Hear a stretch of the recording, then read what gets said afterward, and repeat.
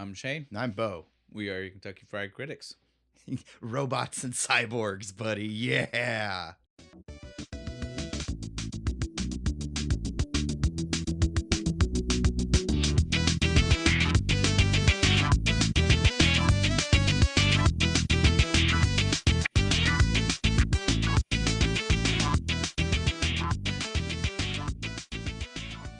That's right. This is a very fun movie. I watched it a lot, and Bo had I just never even heard of it. Never heard of it. Went right past him. And it is that we don't run into this very often, but the 4-year age difference gap sometimes apparently makes a huge difference on some of these movies. Because again, like this is one of those ones was on TV all the time when I was a kid.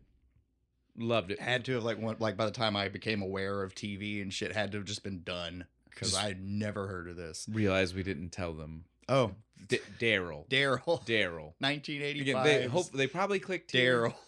but if they didn't, we should say that. We forgot how to do our jobs. Yeah, this is 1985 D.A.R.Y.L. It's a robot. It's D.A. Is he a robot? It's D.A.R.Y.L, and that is Data Analyzing Robot Youth Lifeform. Just had to get that out of the way. I couldn't have done that. I cheated. Oh, you wrote it down? Yeah, I cheated. Cut that. Don't let the people know. Let them think you're badass for a second. So yeah, he's not a robot. No, I don't qualify this as a robot. At best, he's a slightly upgraded human. Maybe we'll get into the specifics.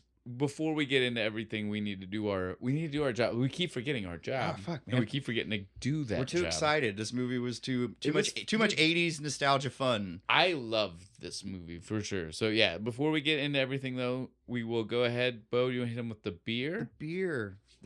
I liked this. This was perfect for it. We got Shea Brewing's TechnoSignature. That's right. And technically, this does exist in our loose connection. It's got tech. Yeah, exactly. There's a lot of tech.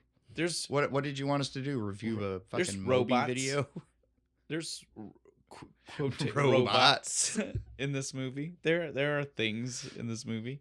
You never. So I mean, yeah, it's a connection. Yeah. Again, we told you we have the technology. Yes. Obviously, we told you at the beginning. We could have done $6 million. Yeah, it's okay. Yeah, it's okay. Too late now. We'll find something else. We'll find something that's $6 million worthy. Steve Austin. But yeah, we told you when the season started. Sometimes we were going to take the easy route because we just want to do something. Yeah. This was one of those. I knew we were trying to do this family friendly month for November, and so I told Bo after all the murder and death over Halloween, we thought we'd bring it back a little.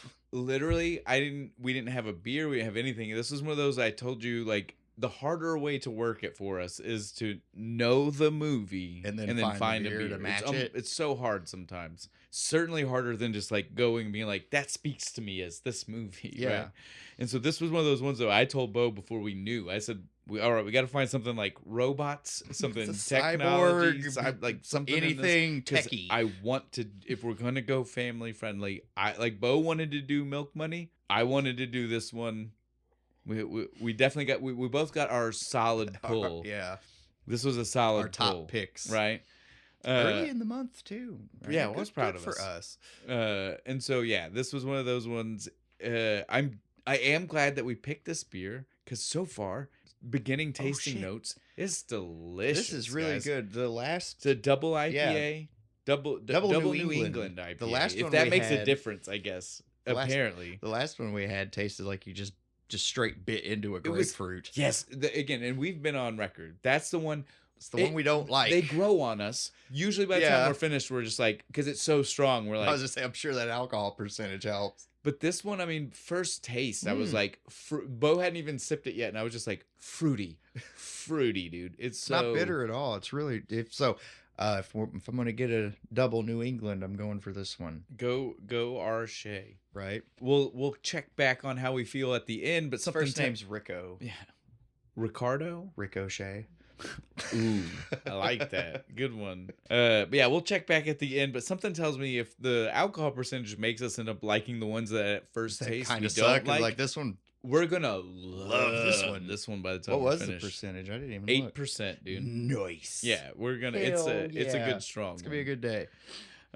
So now that we've got the beer out of the way, we'll do some of the background of the movie. You know, again, if The you go check old episodes, we never cared. Instead of spending time doing this, we spent 20 minutes telling you where to find us. We should probably go back to telling you where to find us. Not today. No, just it should happen. Just a mental note. I like for to all think of us involved. we've been here for 3 years. They know where we are. Right, that's the problem though. It's Right, like the new but people don't.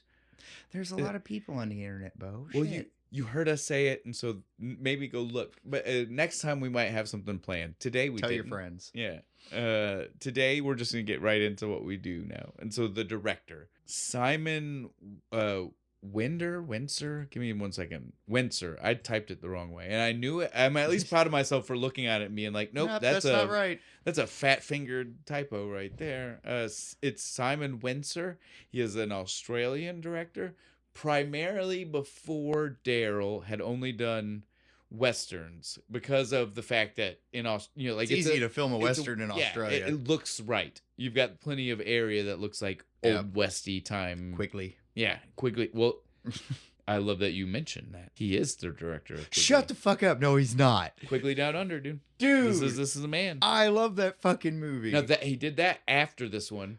Prior to this, he done a lot more like low budget. Maybe you haven't seen Probably westerns not. because like that's the thing that if you're not into westerns, you don't realize how big of a category. Are there really like is. western fans for like like how horror fans are? They'll Yes. watch fucking anything. Are there western fans like that? Yes, but Holy shit. if you go look at the number of minuscule western movies that were produced in the like 70s and 80s, Holy shit. If you're one of those, get in the comments. I want to talk to you. That's the reason spaghetti western exists as a term. That's because right. They were cranking them out so much they went to Italy because it was cheaper to produce it there, and they were producing so many that they needed it to be cheap. I love a good spaghetti western. So yeah, like you can tell it's even if the actor actually speaks English, they still dub the movie over. They just have the actor go in and just redub their lines, even though he already did it.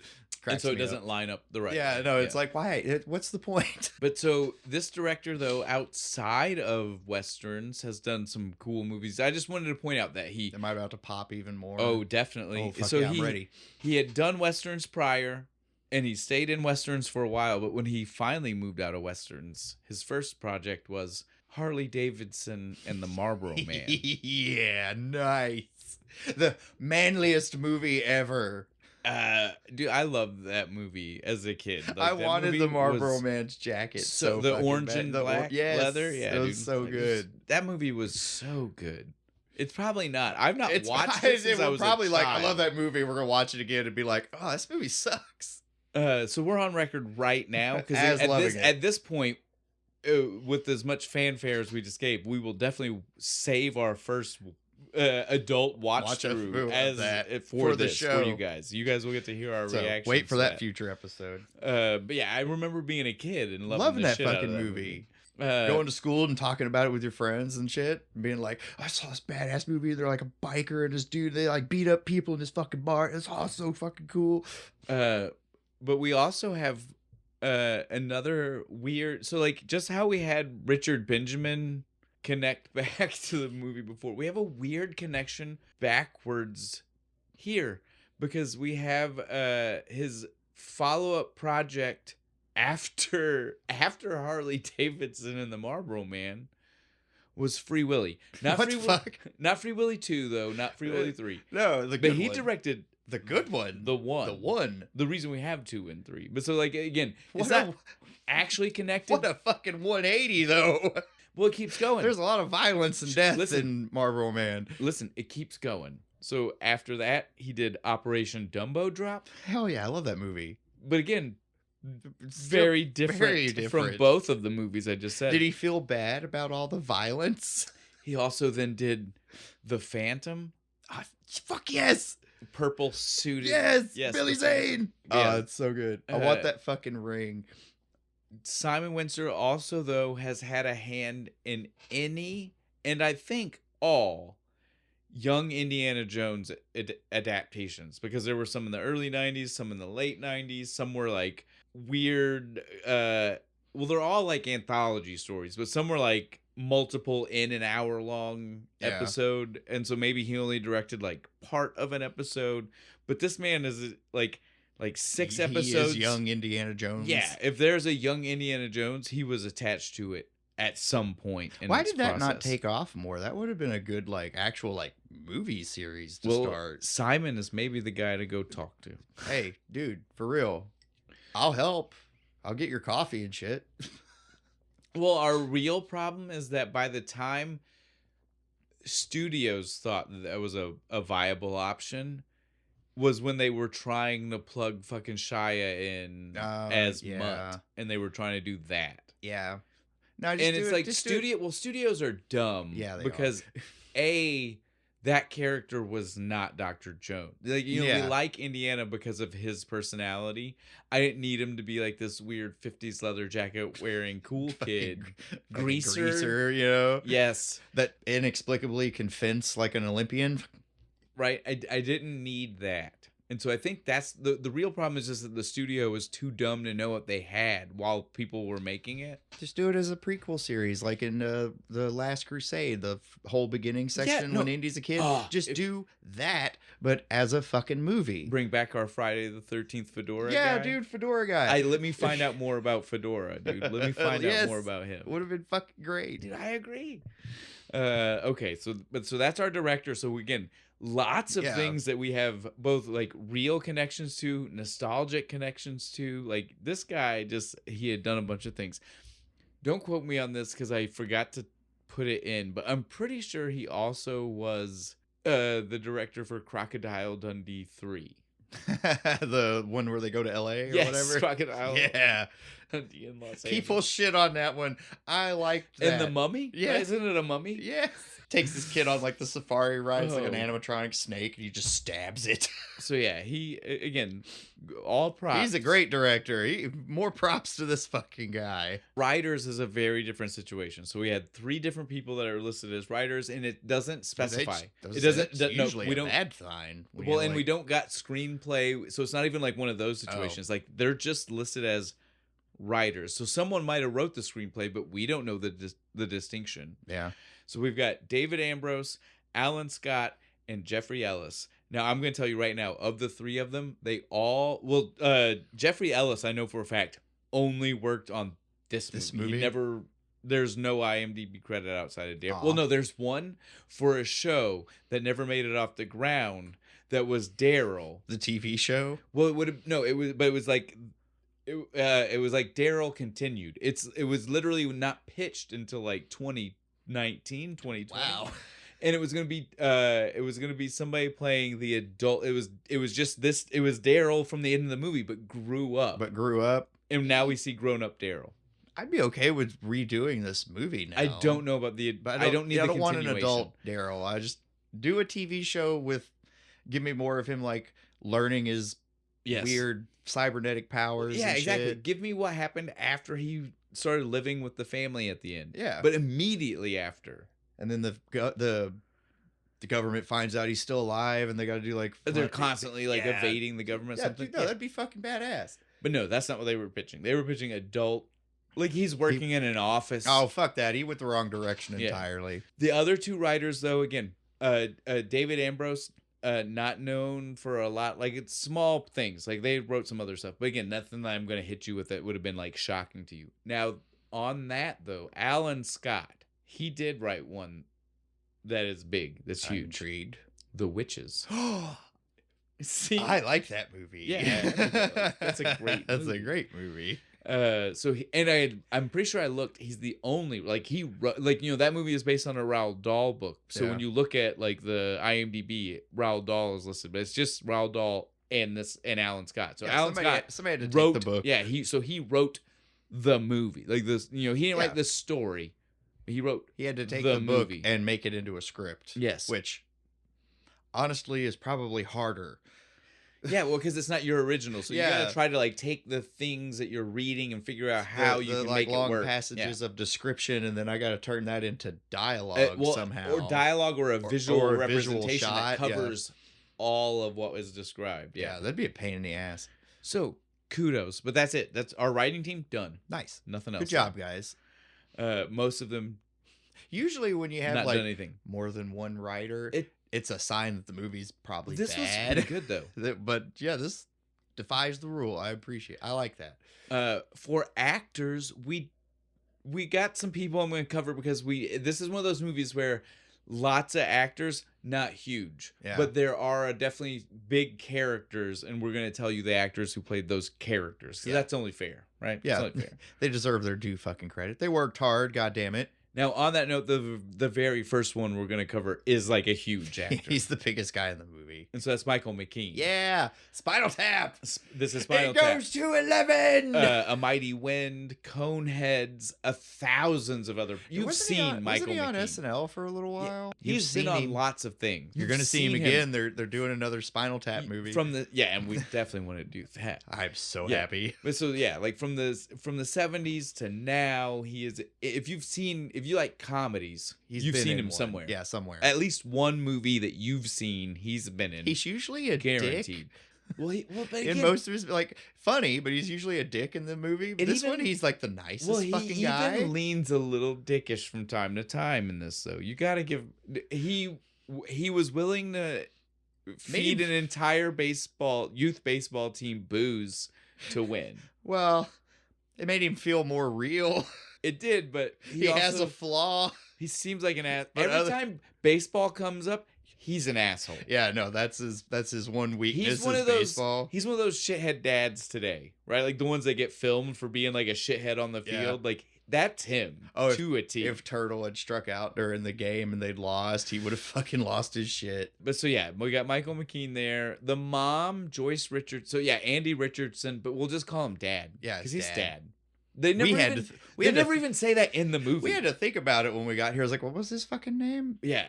Well, and the thing is, like, in the movie, he's never even called Dad. Like, D.A.R.Y.L never never calls him Dad, just calls him Andy. Yeah. But we're going to call him Dad. Yeah. He's the dad. He's the dad. Regardless of anything else. He's a good dad. Yeah. Well, and then we have Joyce. He seems fun. We have Joyce. And now Joyce I know the name of, and I don't refer to her as Mom because I don't personally believe that Joyce likes children. But that's neither here nor there. I didn't even think of that until you said it. I was like, no, you're kind of right. She acts like she really likes kids. I don't. But then when the kids aren't paying attention, she's kind of talking shit about the little girl fucking playing piano. Yes. She's all but doing the fucking she constantly talks about D.A.R.Y.L like he's a problem.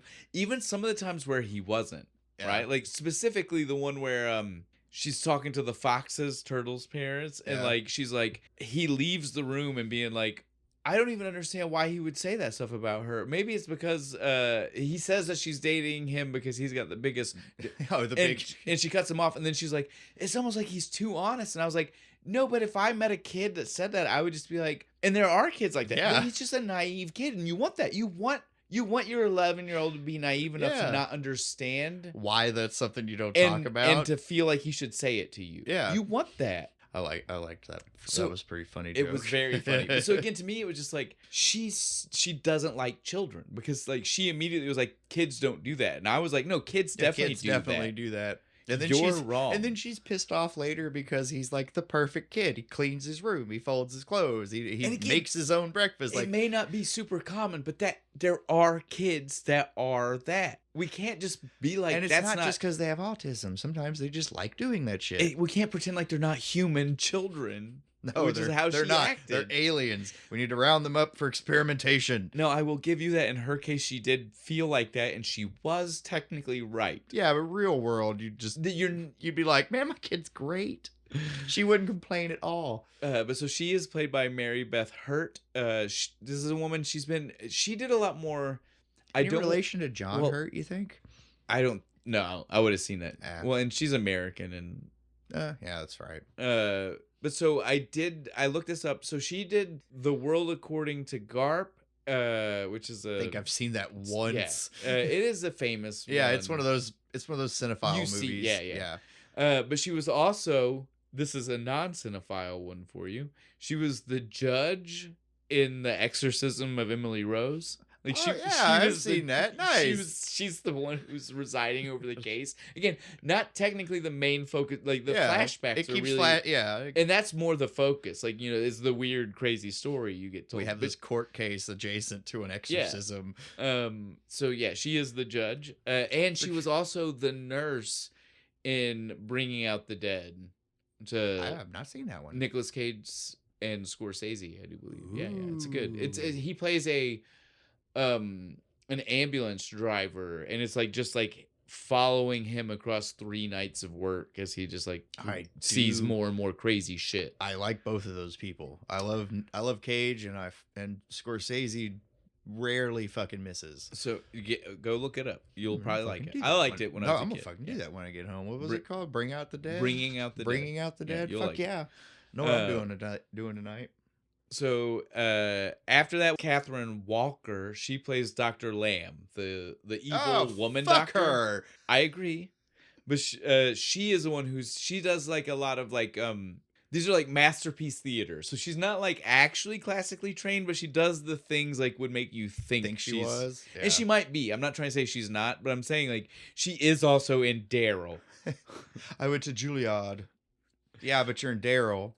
Well, but in the same tone though, like check's a check. I'm not gonna judge. Well, and you know, like we also have people that we love, like Alan Rickman, who is royally trained. Yeah, that's true. And has done things like Galaxy Royal Quest. Shakespearean Theatre.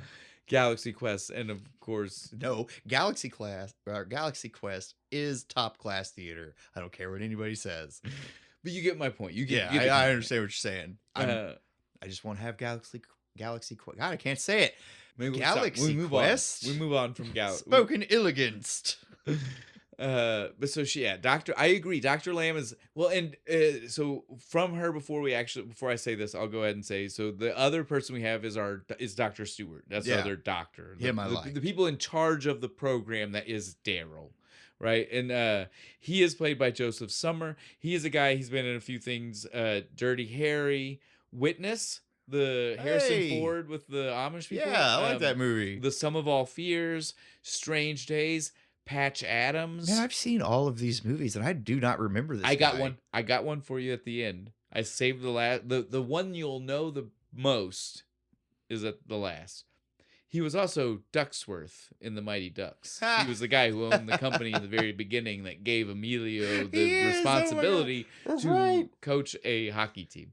And then at the end of the movie, he's like full get out. Yes. He's all about it. Yeah. Fuck. That's him. Yeah. God damn it. I pegged the kid from Neverending Story. Well, because that's a pig. We're not there. Oh, I got finished because I wanted to go back to this. So yeah, these are the two doctors, Dr. Lamb and Dr. Stewart. They're the people in charge, like we were saying, of the program. You hate Dr. Lamb, and it's so funny because they did like try to do that like flip you on your head thing, right? Because you would expect the woman to be the one who's sympathetic doing and like motherly instinct, right? No, she's like cold. She's the one that calls him it. She's the one who calls the military in. She rats Dr. Stewart out. Dr. Stewart is the one that's like, no, he's a person. I don't care that we grew him in a lab. He counts. I mean, if we had to kill him, he would be a loss of a lot of significant data. Like, I'm like, oh, okay, thanks. So again, I especially for 85, I'll give them credit to decide to like just do that swap to make the woman be the one. No, when it started, I totally expected Stewart to be the dick. He seems like he's going to be when he first shows up at the house to get D.A.R.Y.L back. They did it. I was like, man, you're going to be an asshole. And then what? 10 minutes later, you're like, oh, I was wrong. You're like dad number 2. I appreciate that about this movie. Mm-hmm. It's really nice to see. I did. That was good. Now writing. Yes. And now we'll get to our main kid, D.A.R.Y.L. D.A.R.Y.L. As Bo already said. So this is Barrett Oliver. Barrett Oliver is also most well known for people our age as being Bastian. Bastian? Give me a name, Bastian. Because none of us knew what he said. Moonchild. I know. I was literally like 35 before I finally figured out what the fuck he screams out that window. But so yeah, he is definitely a kid that we all recognize. But I will forgive people for watching this and maybe not immediately seeing it, because he definitely. It seems dumb to say this is very like Clark Kent Clark Superman, Kent. right? Like this is very much like the swooping of the hair, but it is like the difference between him having the bastion like bangs Yeah. down in front of his face, And then and Daryl, he's usually like swoop. rocking the like fully swooped back. It does kind of like you. To me, I would never tell you that Bastion gives me Will Wheaton vibes, but I will tell you that Daryl gives me Oh. Will Wheaton vibes, like little kid, Oh, like why'd you Stand say by that? Me, Why'd you Stand say by that? Me era. Now Will I Wheaton. want this movie with Will Wheaton. God damn it! It would have been better. It would have been. Will, we love you. But This would have been a much better movie. Do you think they auditioned? I have Like, do you think Will was? There are very few trivial informations about this movie, so Because this was it's like not one this that was I like found. 2 years or so before Star Trek. He Yeah, might, he was might have roughly the auditioned right for age. this. He Yeah. could have, yeah. This kid gives me those vibes. He so, does. and so like, You ruined the movie for me now. Now I want Will Wheaton. but like, but my point here is that I really want to give credit to Barry Oliver, Yeah. because again, like, it's dumb because it's very Clark Kent Superman, but the difference between swooped up and hair down, Oh, he did it. He pulled it off. oh yeah, I almost forgot. He That proves reminds the me point. the point of the movie where I finally figured out that it was the kid from Neverending Story. Okay, we remember Neverending Story. A lot of his scenes are him just kind of eating stuff while he's reading the book. He has a very odd way of putting shit in his mouth. So when he's flying the Blackbird and he puts the gum in his mouth, You knew. that's when the it way clicked. he put it in. I immediately flashed to him eating the fucking apple core That's so in funny. Neverending Story. I was like, That's- it's the kid. That's so great, dude. I love that. So So the movie's almost over, and I'm like, oh, that guy. I mean, I'm not gonna lie. I knew that, but just wasn't. It's one of those when you put too many facts in background your radiation. well, you put too many facts in your head, and like they Yeah. push to the wrong parts of your brain. It was over halfway through the movie before like I was like, oh fuck, that's fucking him. That's oh the kid. yeah, goddamn, I'm an idiot. Should have been more shit. He was good. Well, that's what I was gonna say. He's actually in a few more things. Oh, nice. Cocoon and Cocoon 2. Oh, I've seen those. Steve Gutenberg. They're Steve Gutenberg movies. Yeah. It's also the Quaker Oats guy. Yeah. Fuck. I need And to the watch dude those from again. Batteries Not Included, the old people from that movie. Have I seen that one? That sounds familiar. It's in the 80s, little tiny UFOs. They're like this big. Oh, and they fly shit. around an apartment Yes. that's going to be tore down because it's rent control. Yeah. Yeah. Those same old people from that movie are also in Cocoon. Nice. Fuck yeah. Now that we've had our dork out Our moment, dork back out to some of moment. the. So I was gonna say he is also though. So I'm willing to bet that when I say to you, Tim Burton made a Frankenweenie short, you are thinking of the claymation cartoon thing. Yes. Before Tim Burton ever made that, in the 80s, he made a live action Frankenweenie short. It's like 35 minutes long. It's black and white shot. He was Victor Frankenstein. Well, where the fuck was this? You can find it. Oh, fuck yeah, dude. Go look for it. I'm a little upset. But so he was I've Victor. seen the other because my ex the was little a claymation. huge Tim Burton fan. I've seen Frankenweenie a dozen So you times. can see now. You can go watch it, and you can see him as Victor. Him being the one. They have a real dog. It's like the little. It's like the dog awesome. from Little Rascals. It's the same. Yeah, kind with of the dog. Yeah, big dot Yeah. on its eye. Aw, Same kind of dog as Frankenweenie. It's the only other thing, though. I will say that. Those are the that's things. awesome though. Tim Burton. Well, it's Tim Burton. It's Cocoon, which again I just mentioned. Tons of weird The celebrity Gutenberg.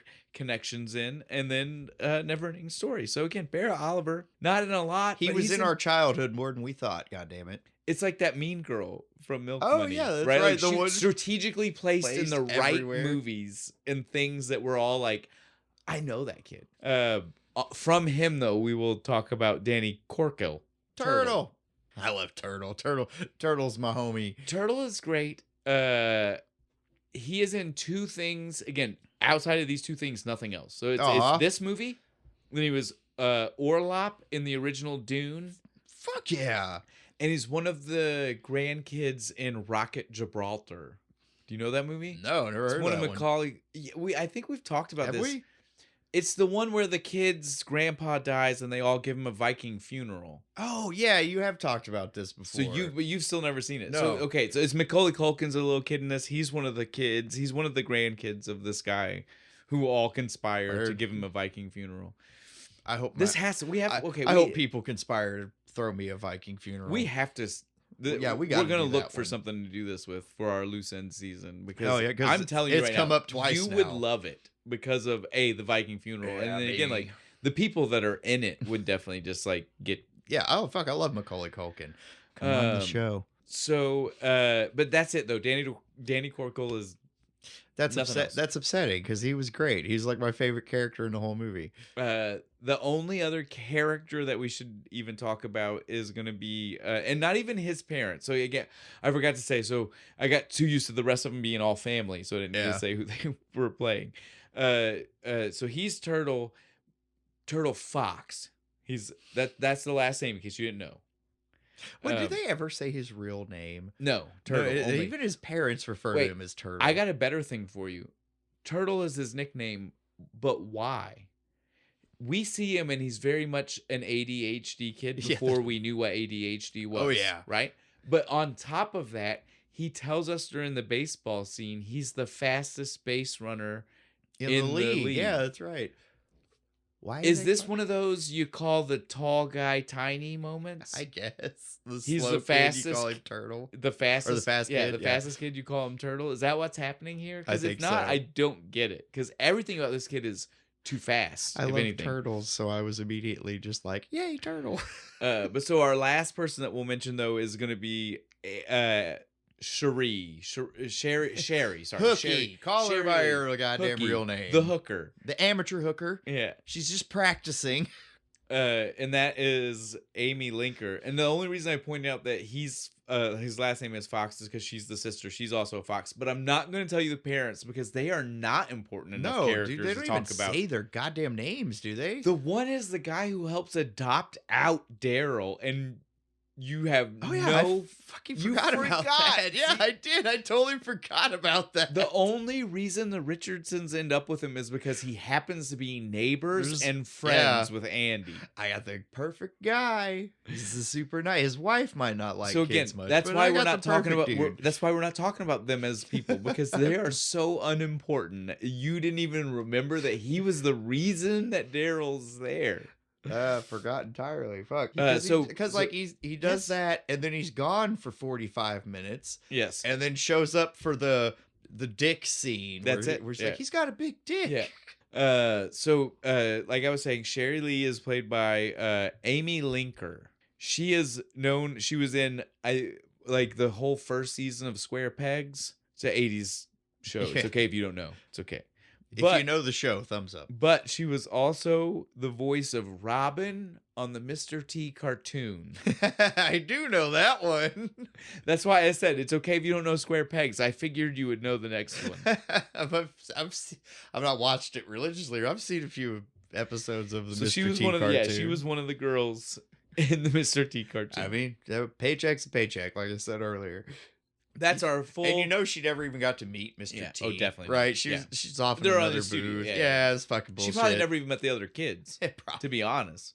So the only other person in the cast that so that's all of our characters that are of import at all, right? Like there are other people that they play parts in the story, but these are the important people in the story.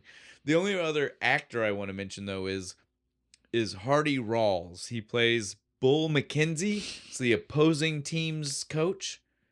You told me. I told you, and I know you hated it. I'm glad. So sometimes I do this on purpose. I only bring to camera the ones I know you'll be excited to hear, not the ones you'll be upset when I'm like, you didn't catch this guy. So that's why I told you off camera. I knew that there'd be a moment of like, damn it, I didn't see that. Damn it. And so I knew that, and I was like, I'm going to tell failure. him off this. Seppuku. So Hardy Rawls is also the dad from Pete and Pete. Which I can't believe I missed. I love that fucking show. He is the king of the road. The king of the road. My fucking absolute favorite episode. The thrower of the almighty bowling ball that rolls off into peace and justice to save the world. The ball comes back. It comes back randomly in episodes. It just like will roll through a scene, yes, and oh, back it's off. so Yes, great. he's got to check on the family. Pete and Pete's the best fucking Nickelodeon show, Yes. dude. I swear. We'll get there eventually. There is no way we won't. Now that we slowly found ways to bring TV shows in, we're gonna find better ways and do more. How did we start with Alice in Wonderland and not you? Oh yeah, that's my fault. Shit, I'm gonna shut up now. That's how we ended up with that being our first TV show. We talked about it for years. I can say that because it was 2. We talked about it for years, and you decided the first TV show we were going to cover was Alice in Wonderland. You were adamant. We found that beer, though. I know, but I even told you we could do a movie, and you were adamant. Nope, TV show. All right, well, blame doesn't matter. I forgot it was my fault. I'm sorry. We got a lot of views on that episode. We did. We have one last thing that I want to mention. This is not technically a character, but it's character adjacent. We've talked about this before. It's a location. Oh, yeah. So, character adjacent, right? So the lab that they go to, the exterior shots, is the same lab from Airwolf. The helicopter show. Yes. Fuck it's yeah. It's the same high-tech lab from Airwolf. Awesome. I knew you would know. I knew you would know that one. Fucking nerd. It's okay. That's why we do this. I'm enough of a nerd that I knew you would definitely get it. Yeah. It's a good show. Go watch it. I think it's on Tubi. It's awesome. They have like a super stealth, badass, like futuristic helicopter. Government agency firm is in control with the helicopter's creator, but the helicopter's creator decided he didn't technically want it to go to them. So he is now the only one allowed to fly it, but he works in cahoots with the government organization. It's a great show. So that way it works for the government for the most part too, because that also gives them plausible deniability to be like, he is a third-party contractor. Right, we can't tell him what to do. If he blew up the Iranian consulate, that's his problem. We didn't have nothing to do with it. Again, Airwolf. It's definitely a child of the 80s. It's Knight Rider. Fun video game too. It's Knight Rider in a helicopter. Yes, that's right? exactly what it is. The only difference is there's no AI in the helicopter. It is a person. It's just super high tech. Yeah, it's got all these cool gadgets and shit. Oh man, it's a MacGuffin ship. Like anything he needs, he can just be like, I have that. AI being a great transition just into the movie. Yeah, so like we into said, the movie. The real point of this movie, as we've already talked about when we first started getting away with ourselves. This is AI. This is sci-fi for kids. Yes. This is a thing that the 80s did a lot of. And we don't do nearly enough of now. When they try to do it now, it doesn't come off right. Kids don't actually care. It's animated. They do it in a... Yes, they think the only way to give sci-fi... That's what I was going to say. Yeah. They think the only way to give sci-fi to kids anymore is in a cartoon. Nothing against Star Trek Prodigy. Great show. But it's like the only real good one nowadays. We don't do it at all anymore. Well, when we were kids, again, in the 80s, we had things like this. This predates you. Yeah, we had this and Explorers and there's lots of 80s Flight movies. of the Navigator. In the 90s, we had TV shows like Space Cases. Yes. We had live action things that were sci-fi representation for children. And it becomes less and less every year. Every year, dude. Like it's sad. It hurts my heart. Like there's going to eventually come a time where kids are going to be like, what's sci-fi? If you want to provoke thought from your children, sci-fi. Give them sci-fi. Give them science Star fiction. Trek. This is a movie about artificial intelligence before we even existed in a world where it was really a belief. This is coming from 2 adults in 2025 where AI is a thing.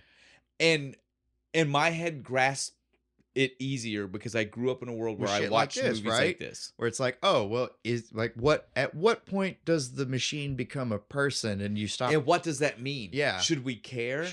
Or is it Do we go Terminator? Do we go D.A.R.Y.L? Which route's the right route? I like that. That's good. I like that.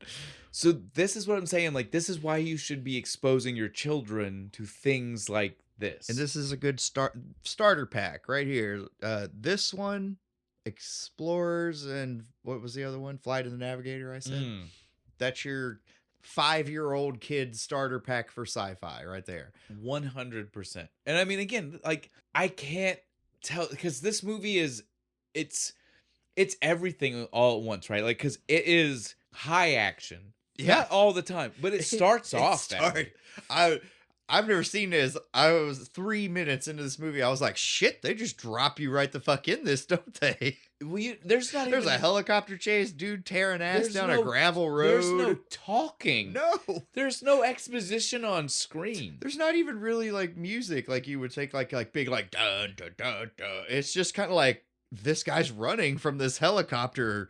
You get like the car Yes. sound effects, and that's like kind of it. So you get this high action, high octane moments in this movie, but there are also those, again, mundane sci-fi moments where you're just like really Yeah. taking in the world and what it means for the implications of this world, like what's different from this world from ours. Like that's one of Yeah. the funnest things about sci-fi, right? Is like to be like, oh, that's our world's not like that in that way. And like you can see like it's so much more subtle in this one. Yeah. But there are differences you can tell in how this world is versus our world, and not in the obvious.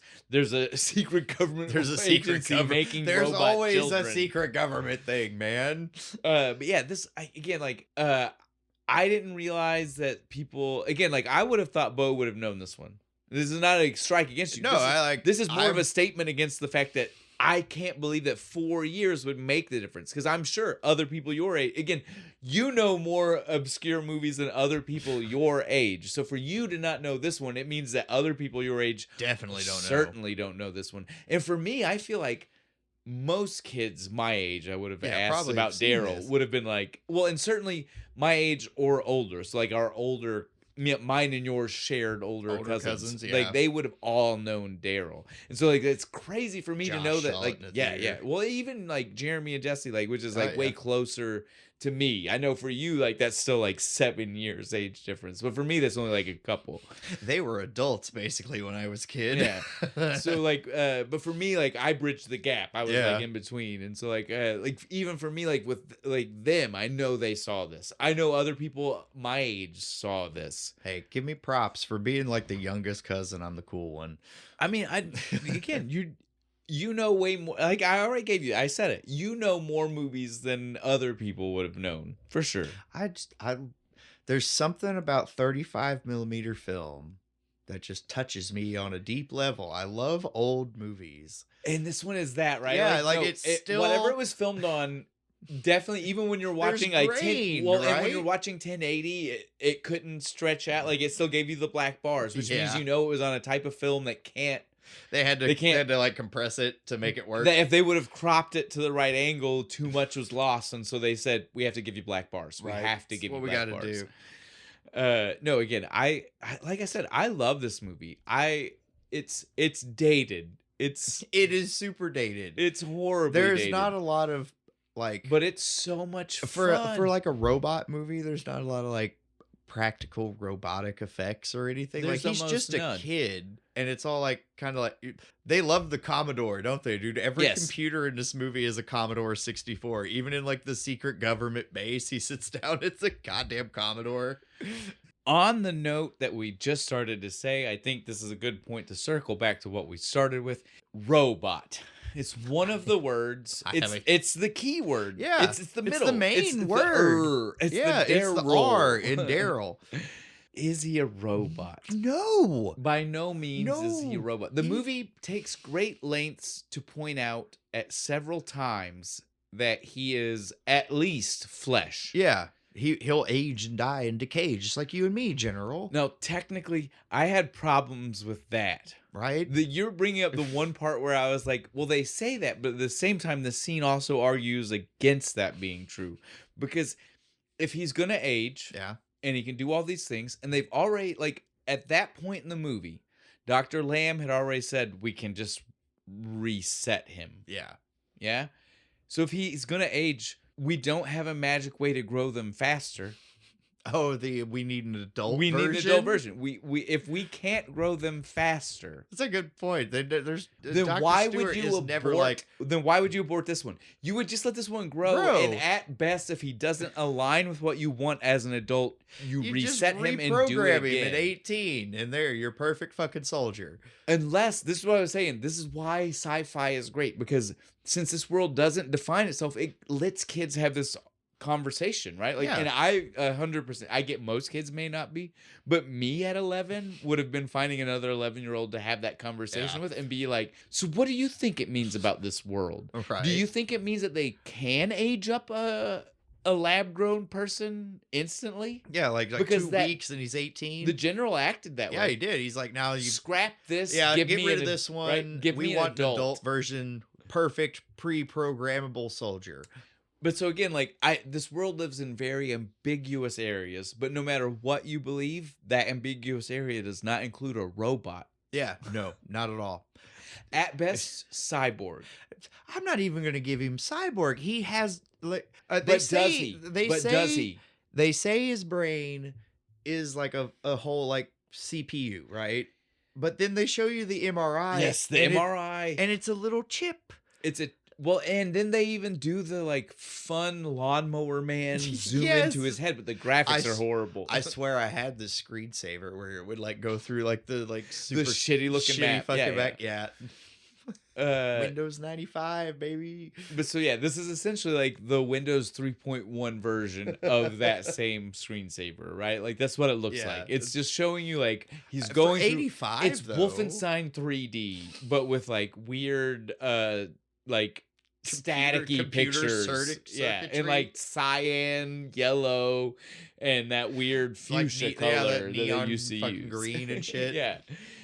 But little yeah, gold for the circuit board. so you know? it was very weird. But so I agree with you. When they show the zoom in through the head, they definitely show we're going through organic matter first until like we into the get middle of the to brain, hollow part. and then that's And the controlling MRI it. showed the same thing. It showed like organic material and a thing in the center, right? Can we talk about how cool the MRI machine was for a second? It was not at all a real MRI. No, it was awesome. He's in like this 2001 Space Odyssey fucking pod, and the thing comes out of the fucking wall with these actuators just Again, I'll go back to this is the Airwolf facility. Yes, it's so cool.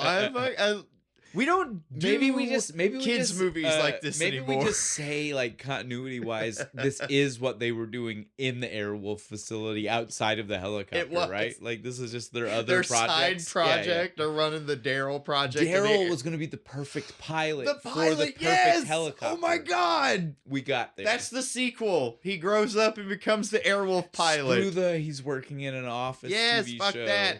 He's the flying. military got what they wanted. Yeah, we get a double sequel, right? Yeah. We get an Airwolf and D.A.R.Y.L sequel at the same time. I'm telling you, I want it now. it That would works. be so cool. It works though. That's the thing. So, but I agree with you though. He's not a robot.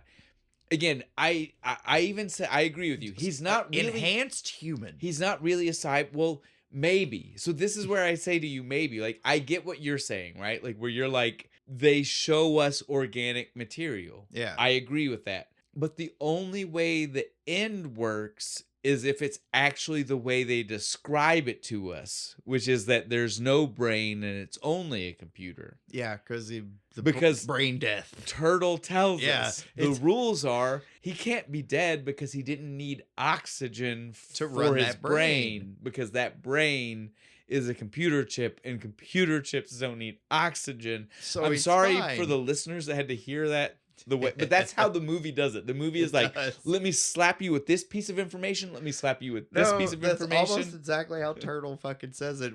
Minus the Yes, smacking he's hand not- gestures. But you need that. You need to understand because the movie is literally slapping you with it as they're saying it. listen to me. He's gonna be fine. Right? It is. They're like, in case you were at home crying, stop it. Stop it. He'll be fine. I had a little bit of a problem with this. It was a little too quick. Like No. 2 seconds after Turtle says that, they have like a little cut Of her and of Dr. Lamb finally sudden realizing. face turn. Well, no, listen. from nowhere.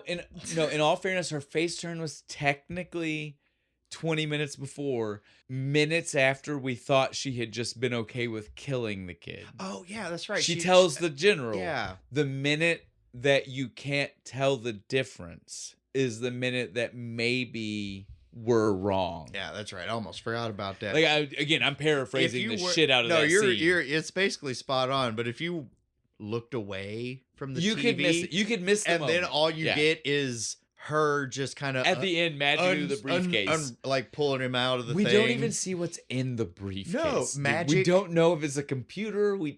This is the briefcase in Pulp Fiction. Yeah, she's gonna open it and it's just gonna glow on her face. Glow. It's his soul. She's giving him his soul back. Canon, no more. Shut up. That's what happened.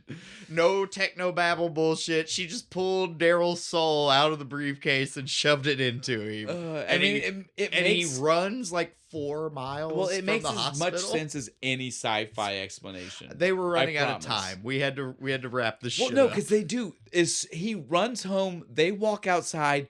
Credits roll during while they're hugging. Like it's so great. He's back. No real wrap up at the end, dude. Like, no, it doesn't even do like the freeze frame, on them. Like, it still just keeps running. Like, yeah, let them hug it out. We'll just run the credits. We're out of time. Let's go. So yeah, this again.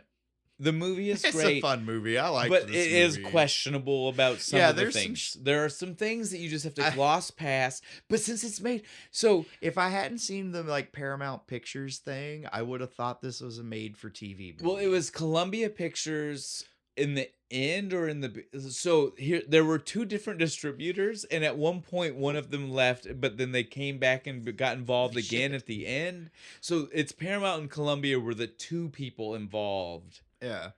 And so the end, nowadays, you know how rights work. Like, yeah. If one company was involved for most of the production, that means that maybe if Columbia lost the rights, Paramount got they were the first ones to get the first right bid or to whatever purchase again. Yeah.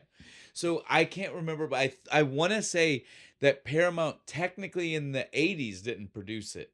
It was Columbia. But I think that Paramount got the rights to it first grabs because they were the ones that originally put money into it.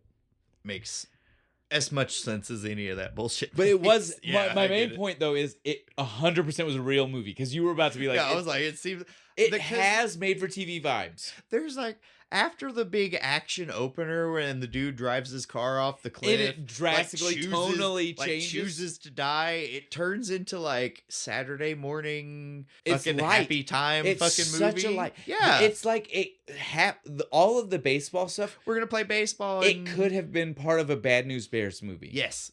And I wouldn't have thought twice about it. Or an early 90s Hallmark movie, like before they got into like just doing Christmas vibe and of shit. Everything that's baseball is so outside of the sci-fi vibe of the rest of the 30 movie. minutes of like, well, it's a Hallmark movie. Well, because we get the teaching them how to baseball, we get the on the baseball field, there's so much the baseball. Life lesson from Turtle being like, look, man, you're too good. You gotta let parents need to feel useful. That speech is great though for the sheer fact that when he gives it like wholeheartedly. He's like, look, this is how you fix Joyce. Yeah. And then immediately D.A.R.L's like, it's nothing but a pecker fight. It's a pecker measuring contest between you and Bull, and you can kiss my ass. I was like, whoa, wait a minute. You went a little too hard, man. And then he stomps off in a fit, and Joyce's smile. So happy. She's like, yay, a problem I get to fix. Like, that whole scene was so funny. And then the fact that really my favorite part, though, is like you said, Turtle's the one that gave him the advice. But as soon as Turtle gave him the advice and he followed through, he was like, whoa. Not during the baseball Yeah, like, what game. are you doing, man? Don't throw the whole game That was the part that made it, like I said, like, that could have been in the Bad News Bears. Yeah. Like, where he was like, this is how you get confidence. And then the kid does it, and he's like, not during the game. Yeah, and later, goddammit, fuck. Because Turtle did. He followed it up with the whole, he all but smacked him in the back of the head, dude, like, the fuck is the matter with you? I gave you that advice to use after we leave here. Like, not like right go now. home and mess up your room or something. Now, in all fairness, though, if D.A.R.L hadn't done that, Turtle wouldn't have been the one that got to be this hero. Like the hero of the game. Because that's the thing that I love is that because of all this, Because normally what we would have seen, right? Like the whole movie is set up. Joyce is mad because Daryl's perfect, right? Yeah. Normally we might have seen Mighty Ducks style that the good guy who is good, Yeah. but because he's an all-star, looks like a dick, be the guy Cody. who, yes, Yeah. be the Banks, exactly. Yeah, Cody Banks. He'd be the triumphant one, even though we don't want that. Me and you as the underdog character, we don't want the guy who looks. Fuck you, Mr. Perfect. If he looks the part, I don't want him. Even if he technically has backstory that makes it okay, but still, I don't want to see that. I want you. the underdog to get his day. Yeah. Right. So, as much as I hated that moment where Daryl was like, let me throw the game, if he wouldn't have thrown the game, we wouldn't have got Turtle, the underdog, triumphant turtle being run. the hero. It's not even like an out of the park home run. It's an inside the field home run. He fucking and gets like second and third. Yes, no, on. Turtle's Fuck, scene so good. is how we should see some of the Bad News Bears. Yeah, like that is that's some drama on the ball field. That just reminded me. The movie kind of acts like that's the end. After that point, stop. Because after the baseball scene, the movie kind of acts like it's over. Stop. It cuts to black. I want you to stop though, because that's relevant to our ending. I'll say it like that. Oh, my bad. But we are far enough along. I think we're at the end. I think we are. We? We've talked about all the movie. We've circled back to many things. I'm sure we forgot things, guys. But this is a fun movie. All we're really trying to tell you. And like we tell you for all of these, an SR-71 Blackbird to get home. I had to throw that. No, I was gonna say like we were getting to. You were starting to say my. I'm not I'm even sorry, gonna say. I I'm not do gonna know, say the that's- words. I'm not gonna say the words because that even That implies we should stop and go there. I feel terrible. I want to go back though because you brought up the one thing that I wanted. One last thing I wanted to talk about before we got to the end, which is the SR-71 Blackbird. Oh fuck! I love that fucking plane. The X-Men plane. That's my favorite plane. He stole the X-Men plane. He just walked up and took it too. As if the security on this Air Force base is a joke. Like my favorite shot in the entire movie I'll is tell you. the camera pans past. He is It's a tripwire. Spider-Man It's a tripwire. on the fucking thing. Just and he gets inside in a one wire. tiny tripwire. What I'll tell you is even crazier is that if you pay attention, I don't think they actually tell us it's a military base. They imply it's a regular airport. They just the whole happen time. to have one of these. It's even worse. Also in that scene are the weird like tank style fire trucks. Yeah. What are these? I don't know, but I want one. These should have been Transformers, right? Man. The weird bulkiness on these fire trucks, but it's got like a water cannon on the front. They never shoot the water cannon. No, we don't see. We don't get to see anything. I want the backstory of this fire brigade. I want to see these things do something. All right. Now, though, I think we can get to we're official. That was one of the literally like we were about to wrap it up, and I was pushing it because we were almost there, and I was like looking at my notes, like, oh, there's one more thing I have to talk about. My absolute favorite airplane of the modern era. There's some World War II ones. You know, there's only sorry, it was in the notes. There's only like 32 of those, or it's some obscenely small number that were ever produced. Fun fact: in the time the movie was made, there were only 4. I believe that. That's why most of the movie you don't see it. Yeah. Like the takeoff scene, different plane. Did you notice? I did. That was a totally different plane. Scene, different plane. That's why it's shot so dark, so you can't make out as much of the plane. No, I swear, you remember the like private jet earlier? Yes. I swear they took the private jet and painted it or black. Put black cardboard. Yeah, and wrote because they needed US the polygon. Air Force on because they needed those polygon shapes. I swear they did. I believe it. Because there is. I will give credit. They somehow got footage of that one shot where it's like when it's not blackout. You know when you see the blue night sky. That's real. That's actually like public domain. Yeah, footage. I know it is, but that's what I'm saying. I'll give them credit that they used it. If you pay real close attention, you can tell the film quality kind of drops a little bit during those shots. Well, again, like I said, the film quality drops. The color of the night sky changes drastically. But good job. getting it fucking in there. Again, They got the one. look, if you give They got me the one shot of like of it on the ground, like the as front view. as a kid who was like the bridge of the 80s and 90s, if you give me the X-Men plane, like, because this is when we say that, we don't even mean like, if you're a Zennial, if you're a young kid, you're still thinking whatever from the modern movies. No. We're talking that this The plane 90s was cartoon. so cool that when they made a cartoon and they could have drawn anything else, they drew a real plane because its design was that awesome. That was badass. I appreciate it in the movie. They're like, well, what do? We shoot it down, and the general's like, yeah, there's not a missile in the world that can catch that fucking Whatever. thing. It could have. That plane. But really, it's the price. It's not, again, the price was stupid. $100 million. I went, bullshit. But to me, it's funny that he said nothing could catch it. Because it's like, no. But that's not how that works. That thing is not made to where, like, if a missile's close enough that it couldn't lock on. It's made to where satellites couldn't see it. It's made to where ground control couldn't see it. Stealth. It's not anti-lock on. It's not anti-shooting. Oh, it's super fast. If you know. No, I know that, but I'm just saying. It is actually like 3% faster than the sun. But my implication is just that what he said wasn't correct. Yeah, I get what you're saying. I had to let the people know. Again, I love the plane. It's 3% faster than the sun. It literally raced the sun once. It's a cool plane. Again, I love it. I love it. It's my favorite. It's my favorite jet, right? It's so cool. I wish we could have seen more of it. Dude, I know.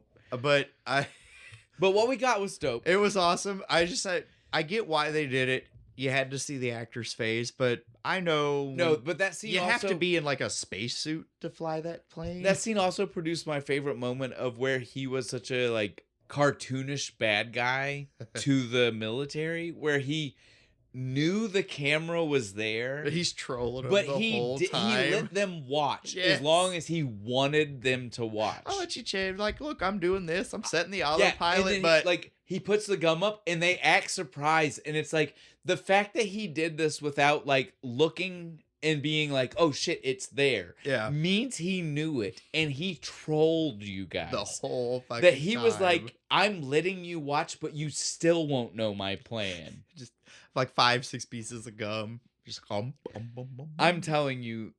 The look on his face when he finally turns around to like smash it on the camera was so good. He's just like perfection. Snap. All right, now we have covered everything. Yeah, now we're good. Now we can get to the thing. Bo, please, this time you ask me first because you almost crossed the line. I almost fucked it up. I'm so sorry. I'm an asshole. Dude, what?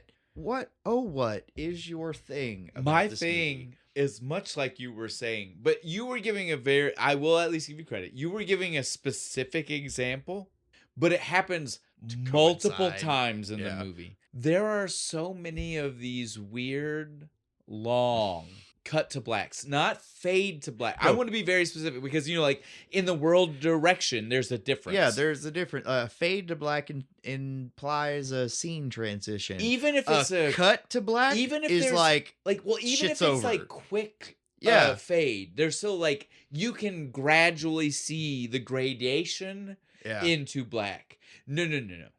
This movie has several like in the beginning, 2 minutes into the movie, after he drives the fucking first car time off you the see ravine. and the first time you see the helicopter, it does it. Oh, I missed that one. There's so many weird chop to solid blacks where you're like, is the movie done? Yeah, there's one that's like 2.5 seconds. The one that you started to bring up earlier. I was like, movie's over. When the ball game, when the ball game is over, Turtle wins is the worst. It's the worst one. But to me, altogether, I was like, why do we need this why is the transition cut to black? Why is that what we decided on as? It's got to be the like editor's fucking fault. It does, because here's the thing. Like we already said, the director does westerns.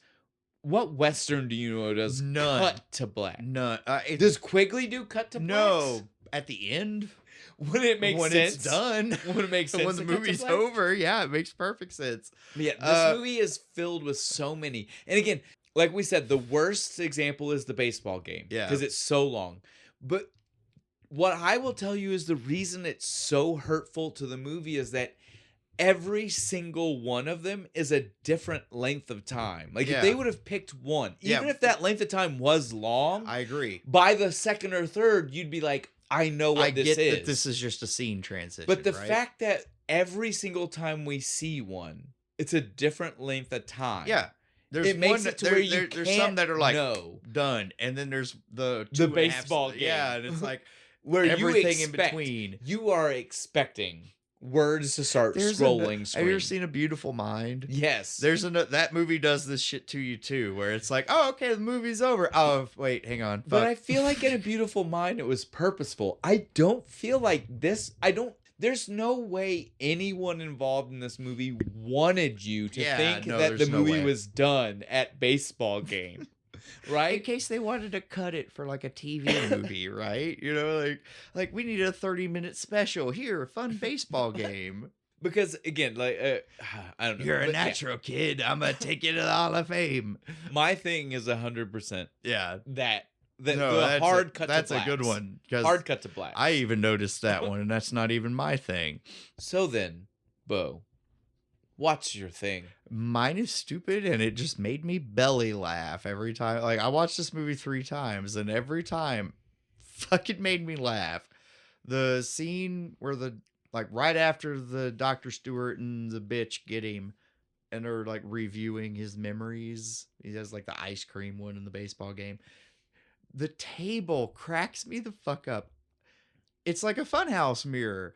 This perfectly fucking polished fucking table, and their faces are going like womp, womp, womp, womp, every time they talk. No delicate like camera shot where the director paid attention. Like he was only looking at his actors. Shot. Yeah. It is a static shot of them three at a table, and you can tell every time their mouth nobody opened, looked at the bottom of the screen. Like nobody, this third. They were at the premiere, right? They're in the theater going, "Oh shit." Well, I'll even tell you what if it's even worse than that. Like they didn't even have that moment. The people sitting next to them were like, dude. It looks like a funhouse mirror. Look at the bottom here. What's going on? What was with this table? Your head looks like... No, Dr. Stewart's is the worst because he's in the center of the frame. Every time his mouth slightly moves, or it makes his whole head just womp womp. His head does what the Charlie Brown adult sound effect makes you think. It does. Womp womp womp womp womp womp womp womp womp. Is that what you're saying? Yeah. I'm gonna have to skip that scene from now on because it just totally just takes me out of the whole fucking movie. Now that's awesome. So this is great because I feel like for this episode, after a lot of episodes where both of the things are like those things where it's like, this is solidly a fuck up in the movie. Yeah. Or this is a plot hole in the movie. This time it proves what we try to tell you guys every time. It could be anything. The thing is anything. And it doesn't have to be a thing that negatively takes you out of the movie. Because both of us agree. This movie is phenomenal. You could easily skip mine. You could not notice it. But if you just happen to be looking at the table instead of the actors, it's going to bother you. Now, I'm going to tell you right now, mine you'll notice. Yeah, you will not notice. I've noticed that one. But it doesn't stop this one. There is a brief second where on your first viewing, you will be like, is the movie done? The baseball one. But as soon as it's over... I was like, the movie... as soon as it's over, you're just like, oh, okay, well, the movie's still going. Well, I'm watching it on YouTube, so it picks that time to go to an which makes it worse. Which I'm like, wait, this is the hang on, God damn it, is it over? That's awesome. Yeah, so again, though, like, this is a perfect example so that way people understand the thing. Yes. The thing is not always negative. It doesn't always need to mean you're out of the movie. It brings you away from the movie. Sometimes it's the thing that makes you laugh. Yeah. Because you're just like, why? Why is that what we did? Every fucking time. Why is that what we did? A bad table. Should have just went with like a plain oak, but not like this mirrored granite. Even it could just no mirroring. Yeah, right? No mirroring. Like, no glass tablecloth. Shiny top. Let's put a tablecloth on it. Maybe look at the dailies and decide if that stays. That was my thing. I was like, somebody had to have like seen this and been like, it's fine. It's good enough. We're not filming it again. Fuck it. It's not in the budget. I agree. All right, guys. That was D.A.R.Y.L. We had a great Yeah, it was a time. I good love this one. movie. Back to this beer. So like I thought in the beginning, where since we enjoyed the taste Yes. as soon as the can was opened, Yes. that because of its potency, we would enjoy it even more by the time we're Can you done. tell? I think you could tell by how we wrapped things up there I'm just gonna sit here and laugh because I'm so drunk. Fuck. that we've had a lot of ciders and then an Oktoberfest, and that this Which was like 8%er 4% is and I guess double. the stout was maybe not as I can't even It was remember. 5. It was only 5. Yeah, I remember because I that's right, was you like, looked at- really? The 8% is making a difference. Oh yeah. Gotta love them high percentages, man. And it made it a great day. So kudos. I said at the beginning, R. Shea, we love you. Ricochet. We love you, Ricochet. but not Irish O'Shea. Not Irish O'Shea. Like Rico. Rico. But we're just Rico pronouncing it O'Shea. different. Yeah. Ricochet. Yeah. Ricochet. I can't. So he's that Mexican Irish guy. That Mexican Irish guy, yeah. Like, we all know one. They're both Catholic. It's okay. Stop. All right. But so yeah, this was great. We do fuck. indeed love this. Way to go, guys. TechnoSignature. Again, this is why we're doing the loose connections. Because sometimes loose connections get Are the us to best. things that we might not have gotten to Exactly. before. We Sometimes gotta- it gives us better beer. Yes. On that note, I'm though, glad for I the- found a double IPA that I'm like, I'll drink the shit out of that. So on that note, though, Bo, we have a beer for next week. You want to go ahead and tell them what this is? Because I will. The movie is so they're not going to hear the. This is not one of those. This is a looser. Like They're not gonna despite that this automatically. was loose, this might be looser than I this don't know. one. Honkers. Yeah, but still. Yeah. Go all right. ahead. Hang on. All right. We're gonna give you Goose Island Beer Company from the Second City, Chicago. Honkers Ale. And with that, we're gonna bring to you guys in this month of family friendly. Just to remind everyone before I say this, Mother Goose's Rock and Rhyme, brought to you by Shelley Duvall. Which another one I've never seen, so I'm super excited. You will love this. I love rock and roll and I love some Mother Goose, mother. Dude, it's early 90s, late 80s pop culture reference filled. Oh, fuck like yeah. they're like we're talking like ZZ Top. Yes.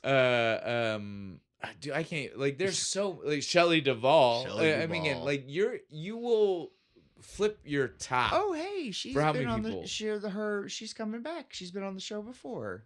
Forgot about that. Well, Wait, we haven't done The Shining yet. no, we want to do the God Shining. damn it. Never mind. Forget I said that. But keep an eye on the future for the yeah. Shining. The movie Wishful that's- thinking. The movie that scared Needful me the most. things. You see what I did? Yeah. One Stephen King to another Stephen King. I'm smart. Oh man. All right. On that note, though, guys, we are finished today. Bo, is there anything else you want to close out before we finish? Go buy merch and subscribe and do all the things. Like, Comment. Share. comment. I want Comment more especially. comments. I want We've more been- comments. We've I been want- getting some Yes. recently, and I love getting to actually interact. I'm lonely. I want to talk to you all. Please, So please please, message me. no matter where you see it, like that's the beauty here is I'm a that sad boy. do it on YouTube, do it on Instagram. Spotify has comments. Yes, now, doesn't everywhere it? Yeah, has see, comments. Like, you can comment us anywhere. while listening. Comment while not listening. If you want to go to social media, go to there. Comment. Yeah, do it all. Tell us something. We'll respond. Yeah, we will. We're those But, people. Yeah, he probably will more than me. But I will let Bo see. Yeah, he will tell me about it, When and I it's will have comments. When it's important enough, I'll show him before anything is said. I'll be like, Bo, weigh in with your opinion. On that note, guys, I think we're done. I think we're finished. Geppetto, I am a real boy.